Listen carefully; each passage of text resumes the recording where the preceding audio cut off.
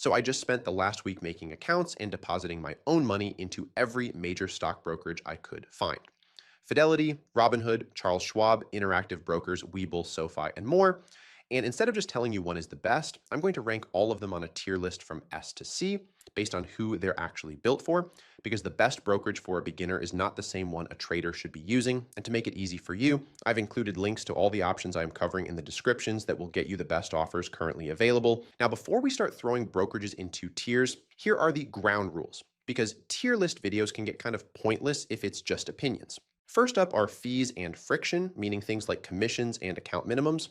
Platforms get points for offering zero commissions, zero account minimums, and transparent pricing. They get lowered for hiding costs in the fine print, such as steep account transfer fees or monthly inactivity penalties. Second is platform depth. Brokerages are boosted when their tools match their target audience. For example, a platform built for advanced day traders is penalized if it lacks basic charting and speed, while a platform built for beginners is penalized if the user interface is cluttered and overwhelming. Third is niche product fit. Platforms will get a major boost if they completely nail one of five specific categories: long-term investing, active day trading, options trading, mobile-first simplicity, or all-in-one personal finance. If a platform tries to do everything but excels at nothing, its rank drops. Fourth is trust.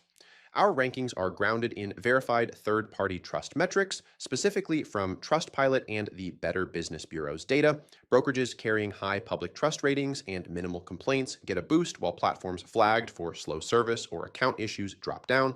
Fifth is the fit check.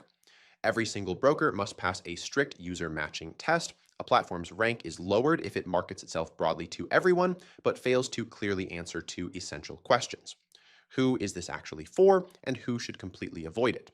Now, for tiers, S tier means it's one of the best fits in that niche. A tier means it's a very strong fit with some trade-offs. B tier means it's solid but more situational. C tier means it's niche only, meaning you'd only pick it for very specific reasons. And I'm not really going to do a hard D tier here, because if you're watching this, you're probably looking for legit mainstream brokerages, and all the brokerages listed are legit. None of them qualify as this is a scam or anything like that. So let's start off with long-term investing and IRAs. This is where the decision usually comes down to trust, ease of managing retirement accounts, and just having a brokerage you're comfortable sticking with for a long time. For long-term investing and IRAs, I'm putting Charles Schwab in S tier, primarily because NerdWallet recognized Schwab as the best online broker for IRA investors. If your main question is, where should I run my IRA? That's a pretty direct signal. I'm putting Fidelity in A tier for long-term and IRAs. It's because Fidelity is the award winner for beginning investors, and for a lot of people, long-term investing and retirement investing overlaps heavily with being a more passive, set it and forget it type investor. I'm putting Robinhood, SoFi Active Investing, and Acorns into the B tier. These are your incentive-heavy situational brokers. Robinhood and SoFi land here because they actively give you upfront cash matches to save, like Robinhood's 1 to 3% IRA match, or SoFi's 1 to 2% match alongside complimentary access to human financial planners. Acorns is here because its entire architecture is automated for passive compounding over time. And finally, I'm putting Webull, Public, Interactive Brokers, Plynk, and Kraken into the C tier for this specific category. These are fully capable of holding your capital, but their core platforms are explicitly optimized for alternative assets, short-term trading, or specialized digital coins rather than multi-decade wealth accumulation. Now, shifting to active trading. This niche is where platform depth and trader-focused features matter a lot more, and where a simple app can start to feel limiting. For active trading, Interactive Brokers is S tier, and I'm anchoring that on the NerdWallet Best of Award for Best Online Broker for Advanced Traders. If you're the type of person who identifies yourself as an active or advanced trader, it's hard to ignore that. For A tier and active trading, I'm putting Charles Schwab, Fidelity, Webull, and Kraken. Schwab and Fidelity give you heavy-duty traditional desktop software like Thinkorswim or Active Trader Pro. Webull brings specialized, high-powered desktop technical charting to the mix. Kraken joins them in the A tier because of their high-volume crypto and derivatives execution abilities with deep liquidity, tight spreads, and real-time order book data. For B tier, I'm putting Robinhood. It doesn't have the institutional-grade charting of the higher tiers, but it earns a spot here because it has made massive strides for active traders, offering 24/7 equities trading, high leverage options, and a blazing fast, streamlined user interface. And finally, for C tier in active trading, I'm putting SoFi Active Investing, Public, Plynk, and Acorns. These platforms are explicitly built for social investing, automated long-term building, or micro investing. Plynk and Acorns are a complete skip here because they don't have the proper analysis tools, making it practically impossible to navigate fast-paced market shifts. Now, options. This is where I want to be careful because options traders tend to care about very specific stuff. Per contract pricing, platform tools, execution quality, approval process, and even what you can and can't do in the app is important.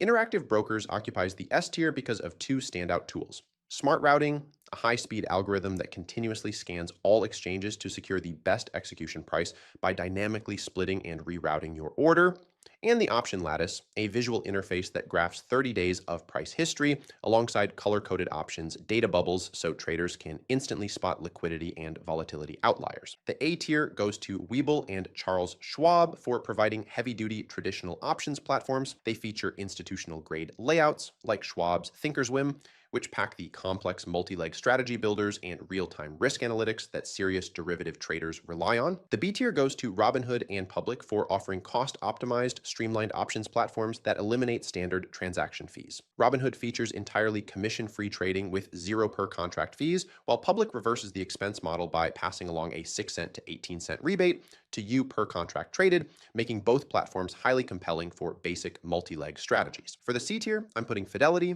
SoFi Active Investing, Plynk, Acorns, and Kraken.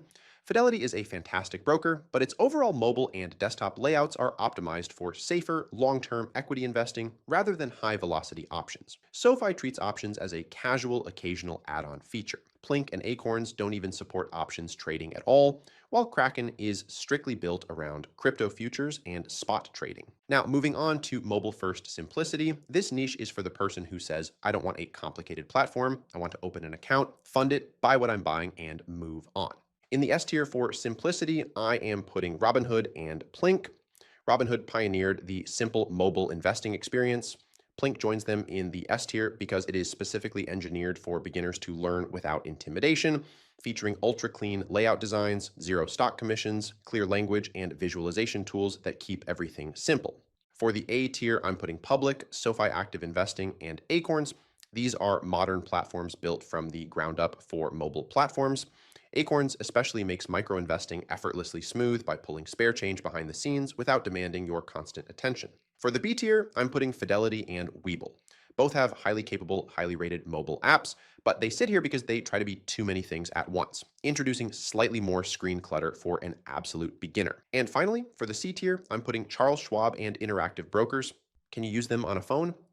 Absolutely. But these legacy powerhouses designed their mobile apps as extensions of complex institutional desktop architectures. Now, for the final niche, all-in-one finance. I want to be clear that we aren't ranking which brokerage operates as the best standalone bank today. Instead, this category is for the investor who wants their portfolio to sit seamlessly inside a broader, comprehensive financial application where investing is just one piece of a larger puzzle. For the S tier in all-in-one finance, SoFi Active Investing takes the top spot because it natively integrates your portfolio into a comprehensive ecosystem of high-yield checking, savings, credit cards, loans, and budgeting tools, making it the ultimate unified dashboard for managing your entire financial life in one app. For the A tier, I'm putting Robinhood. They've evolved into a full financial hub by expanding way beyond traditional trading.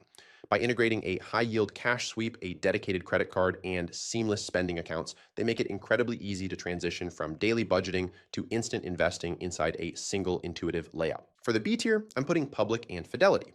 Public lands here because while they excel at blending diverse asset classes like stocks, crypto, and fractional bonds into one clean interface, they lack core banking features like checking accounts or debit cards to make it a true all-in-one monetary hub. Fidelity sits here because they offer robust cash management accounts that mimic traditional banking with great rates, but the user interface feels segmented rather than a fluid single app experience. And finally, for the C tier, I'm putting Charles Schwab, Interactive Brokers, Webull, Plynk, Acorns, and Kraken.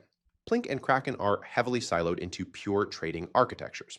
While Acorns does have strong checking capabilities, its reliance on pre-built portfolios means it feels like a specialized tool rather than a flexible wealth dashboard. I know this was a lot of information, so let me help you out by boiling all of this down into a simple decision tree.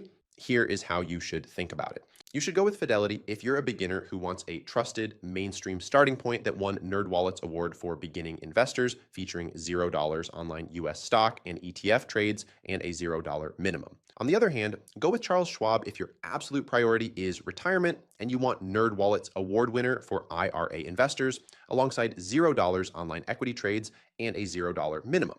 Choose Interactive Brokers if you are an advanced trader who wants a platform built for sophisticated market access, utilizing IBKR Lite's $0 stock trades and $0 minimum. Just be sure to verify the specific tool and data costs for your exact trading style. Look into SoFi Active Investing if your primary goal is to manage your entire financial life within a single dashboard, as it natively integrates your portfolio into a comprehensive ecosystem of high-yield checking, savings, credit cards, loans, and budgeting tools. Opt for Robinhood if you want a highly intuitive mobile-first hub that combines a streamlined layout with a high-yield cash sweep, a dedicated credit card, and entirely commission-free options, trading with zero per contract fees. Turn to Public if you want a sleek interface that elegantly blends diverse asset classes like stocks, crypto, and fractional bonds into one modern layout, while reversing the traditional options expense model by passing a per contract rebate back to you. Consider Webull if you want a mobile-centric experience that doesn't compromise on analysis, packing advanced charting, real-time analytics, and zero commission trading onto your phone screen. Select Plynk if you are completely new to the markets and want an unintimidating education-first mobile experience that simplifies investing with zero commissions on stocks, a 25% dividend match reward tier, and straightforward navigation. Choose Acorns if you struggle to save consistently and want a totally automated, hands-off advisor that rounds up your daily transactions to build and balance a diversified portfolio of ETFs. Finally, select Kraken if your focus centers on digital assets and you need a highly liquid crypto powerhouse offering spot execution, staking opportunities, and futures tools. If any of these brokerages seems like they would suit your investing style, links are in the description below. Feel free to use those for the best available offer. If you've got any thoughts or questions, let me know in the comments, especially which brokerage you use and what you think it's actually best at. Thanks so much for watching, and I'll see you in the next video.